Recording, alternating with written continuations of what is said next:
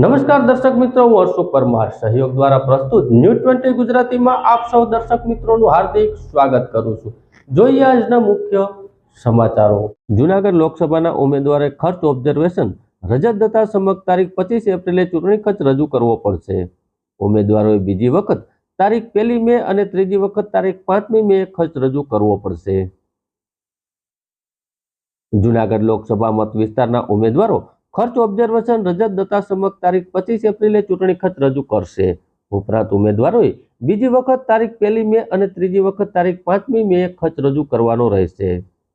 જૂનાગઢ લોકસભા મત વિસ્તારના ઉમેદવારો કલેક્ટર કચેરી ખાતે 10 કલાકે ચૂંટણી પ્રચાર અર્થે સભા રેલી વગેરે થતા ખર્ચની વિગતો રજૂ કરશે। ઉમેદવારો દ્વારા થતા ખર્ચ ઉપર ચૂંટણી તંત્ર દ્વારા પણ નજર રાખવામાં આવતી હોય છે, ત્યારે ખર્ચ ઓબ્ઝર્વેશન રજત દત્તા સમક્ષ ઉમેદવારો દ્વારા ચૂંટણી પ્રચાર અર્થેના ખર્ચનું ઉક્ત તારીખો મેળવપણું મેળવવામાં આવશે।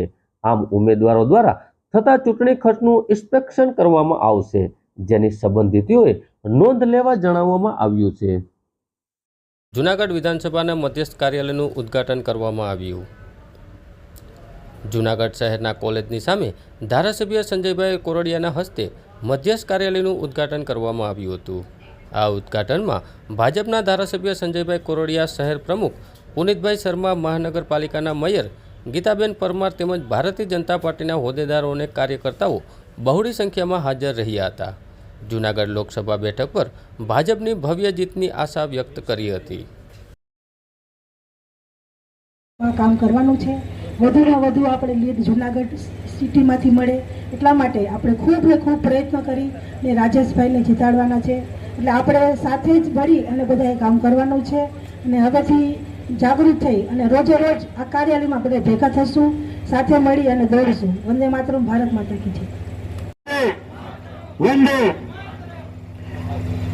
13 જૂનાગઢ લોકસભા ચૂંટણીના અંતર્ગત જૂનાગઢ વિધાનસભા કાર્યાલયના ઉદ્ઘાટનમાં ઉપસ્થિત જૂનાગઢ મહાનગરના અધ્યક્ષ શ્રી પુનિતભાઈ, ધારાસભ્ય શ્રી સંજયભાઈ, મેયર શ્રી ગીતાબેન, બંને મહામંત્રીશ્રીઓ, પ્રદેશના મંત્રી ભાઈ શ્રી જીતુભાઈ મણવર, પ્રદેશ ઉપાધ્યક્ષ ભાઈ શ્રી ચાવડાજી, ઉપસ્થિત મંચ 86 જૂનાગઢ વિધાનસભાના મધ્યસ્થ કાર્યાલયનું આજે જૂનાગઢ મહાનગર ખાતે ખુલ્લું મૂકવામાં આવ્યું હતું, ઉદ્ઘાટન કરવામાં આવ્યું હતું, જેમાં અમારી સાથે ઉપસ્થિત જૂનાગઢના લોકલાડીલા ધારાસભ્ય ભાઈ શ્રી સંજયભાઈ, મેયર બેન શ્રી ગીતાબેન, પક્ષના નેતા ભાઈ શ્રી કિરીટભાઈ ભીંભા, દંડક ભાઈ શ્રી અરવિંદભાઈ અને વોર્ડ વિસ્તારમાંથી કોર્પોરેટરશ્રીઓ, સંગઠનની ટીમ, શુભેચ્છકો સાથે ખૂબ બહોળી સંખ્યામાં આજે આ કાર્યાલયનું ખુલ્લું મૂકવામાં આવ્યું છે।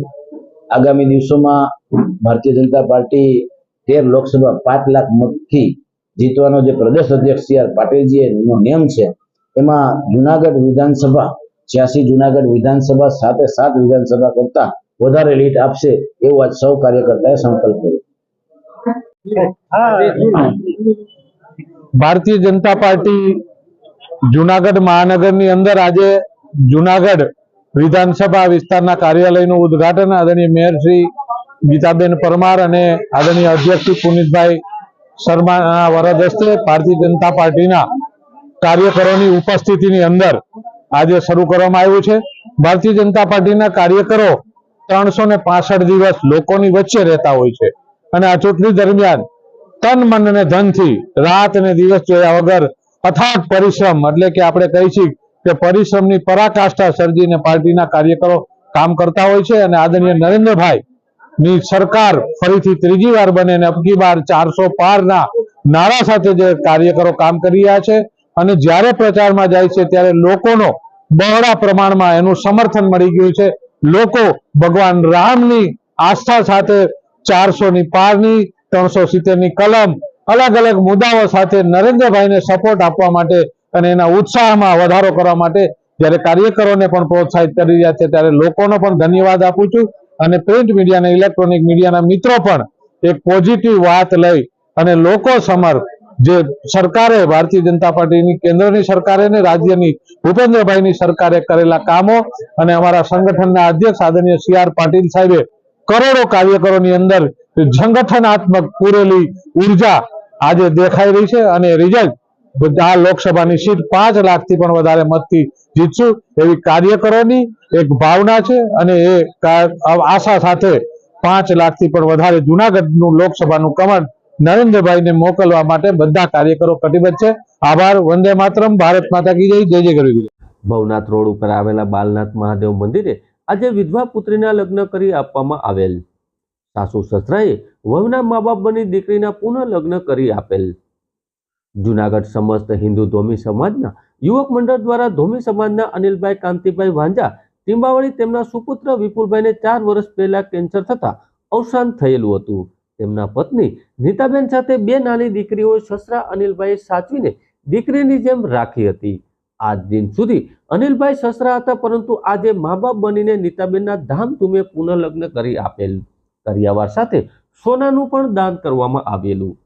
તળાજા મુકામે રહેતા ધોબી પંકજભાઈ સાથે હાર તોરા કરી લગ્ન ગ્રંથિએ બંધાયેલા આ પ્રસંગે સત્યમ સેવા યુવક મંડળના પ્રમુખ મનસુખભાઈ વાંજા, ટ્રસ્ટી પ્રજ્ઞેશભાઈ વાંજા, ધોબી સમાજના જૂનાગઢના પ્રમુખ મનસુખભાઈ સોલંકી, 84 ધોબી સમાજના ટ્રસ્ટી અશોકભાઈ પરમાર તથા અન્ય ટ્રસ્ટીગણ સમાજના આગેવાન શ્રીઓએ હાજરી આપી નવદંપતીને આશીર્વાદ આપેલ.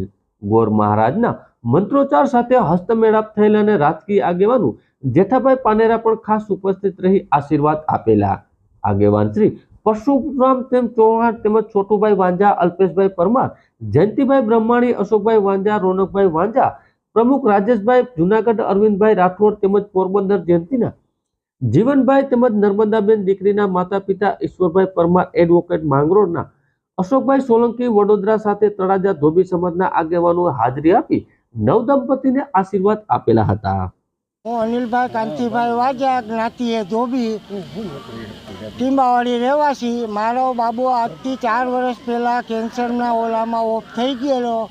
એના અનુસારે કે ભાઈ મારી ઘરે મારી બેબી અમારા વહુ હતા એ 4 વર્ષ મારા ભેગું એક ધારા રહ્યા છે. તો મને એવું થયું, આગ્રહ થયો કે મારે 2 નાની બેબી છે, એક 9 વર્ષની અને એક 8 વર્ષની. એ 2 બેબીને હું અટાણે તળાજા ગામે હું એના લગ્ન કરી આપવામાં રાખું છું, રંગે ચંગે ને હોશ શોખથી. અમે 2 માણસ, આ છે મારા ઘરના, એનું નામ છે લીલાબેન અનિલભાઈ વાજા ચોબે. રાજી ખુશીથી હું અમે લગ્ન કરવા અને વહુની જિંદગી ના બગડે ને કાલ સવારે આવું કોઈ પણ કરે એવું અમે નમ્ર વિનંતી છે. જુનાગઢ ધોબી સમાજના આગેવાન પ્રજ્ઞેશભાઈ વાજા આજ રોજ અમારા અનિલભાઈ કાંતિભાઈ વાજા કે જેઓ ટીંબાવાડી ખાતે રહે છે, તેમનો સુપુત્ર વિપુલભાઈનું દુઃખદ અવસાન આજથી 4 વર્ષ પહેલાં થયેલું. તેમની વિધવા પત્ની નીતાબેન અને તેમની 2 સુપુત્રીઓ આજે 4 વર્ષથી અમને સમાજમાં વાત કરતા તળાજા મુકામે રહેતા પંકજભાઈ સાથે અમે આજે ધામે ધૂમે અનિલભાઈ તેમના સસરા તો હતા પણ હવે મા બાપ બની અને આ દીકરીને ધામે ધૂમેથી આજે વિદાય આપે છે અને સમાજમાં એક દાખલો બેસાડે છે અને પૂર્ણ લગ્ન કરી આપેલ છે.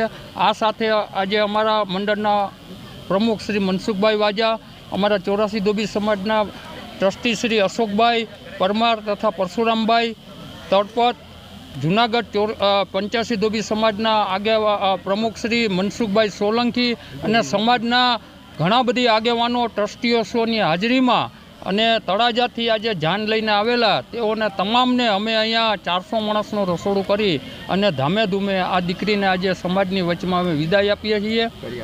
અને કરિયાવર સાથે આ પહેલાં પણ અમે આજે એક દીકરીને આ રીતથી વરાવી હતી.